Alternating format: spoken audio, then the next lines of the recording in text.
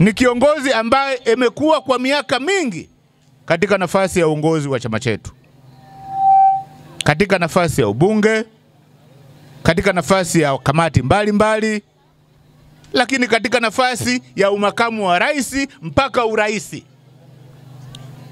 Tukiangalia Dr. Nchimbi ana uzoefu mkubwa kuanzia ubunge, uwaziri, ubalozi, uongozi wa chipukizi, uongozi wa vijana na kadhalika na kadhalika. Ni watu ambao wana uzoefu usio na shaka katika kuongoza nchi yetu. Kwa tunapowakabidhi nchi yetu Daktari Samia Suluhu Hassan na Dr. Nchimbi, maana yake nini?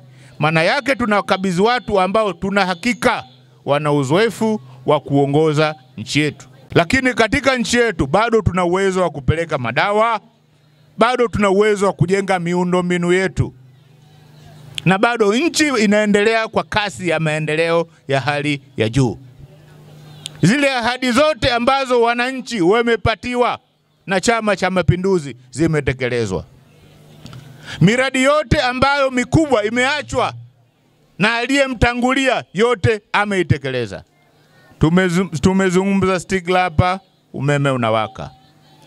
Tumezungumza daraja la Kigongo Busisi limekamilika. Barabara za BRT pale Dar es Salaam zinaendelea. Reli ya haraka tunaenda Dodoma. Kivuko ndio iko cha pili kinakuja, na kadhalika na kadhalika. Kipindi chote cha utawala wa Daktari Samia Suluhu Hassan kwa Mafia ametoa zaidi ya bilioni 60 kwa ajili ya maendeleo ya watu wa Mafia. Pesa hizi mama alizozitoa zimekwenda katika miradi ya barabara, TARURA na TANROADS. Pesa alizozitoa mama zimekwenda katika miundombinu ya shule, ujenzi wa madarasa. Ndugu zangu wa Mafia, ndugu zangu vijana, nyinyi ni mashahidi.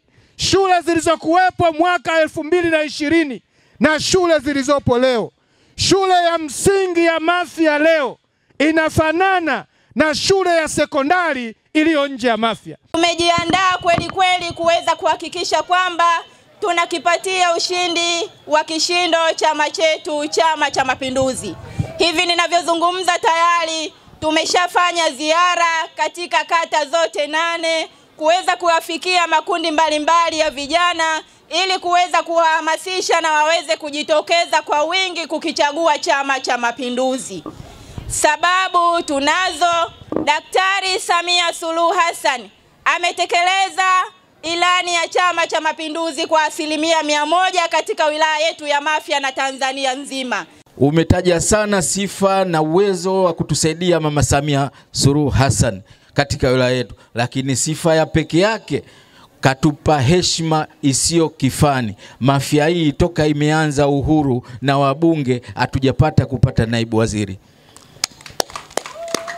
Tunaomba kupitia mkutano huu, ndugu zangu, tumuombee dua mbunge wetu baada ya kuwa naibu waziri awe waziri kamili, ili na mimi nikiwa hapa nikipata udiwani iwe kazi rahisi kumwambia mzee tunaomba. Baada ya kusema kidumu Chama cha Mapinduzi.